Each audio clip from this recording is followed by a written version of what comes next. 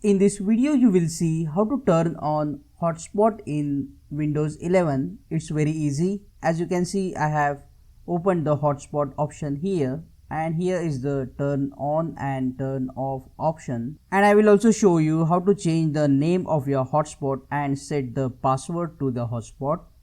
Let's get started. To create hotspot in Windows 11, click on the Wi-Fi option, and you will see here the option settings. Click on the gear icon. Under the settings, click on network and internet. You will see the connected Wi-Fi is here.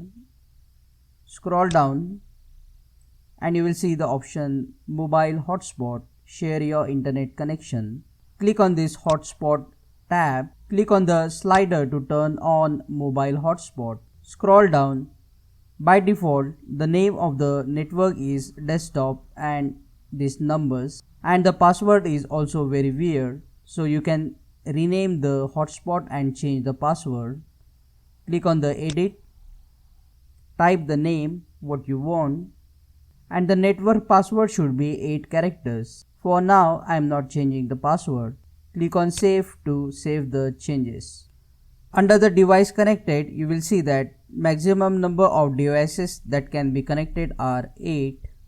When any device is connected to the hotspot, you will see how many devices are connected here. For example, I have connected my mobile. So there is one device out of 8 devices that can be connected to this hotspot. And to turn off the hotspot, just click on the slider again, and this will turn off the mobile hotspot. Click on that like button to tell YouTube this video is useful.